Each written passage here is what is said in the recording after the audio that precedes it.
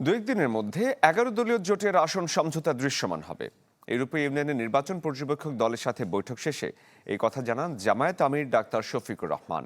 তিনি জানান, ক্ষমতায় গেলে বিশ্বের সব শান্তিকামী রাষ্ট্রের সাথে জামায়াতের সুসম্পর্ক থাকবে। প্রতিবেশী রাষ্ট্রকে প্রতিবেশীর মতোই আচরণ করতে হবে। কোনো নির্দিষ্ট রাষ্ট্রের দিকে ঝুঁকতে চায় না তাদের দল। নির্বাচনে সংবাদ মাধ্যমকে পক্ষপাতমূলক আচরণ না করার আহ্বানও জানান তিনি।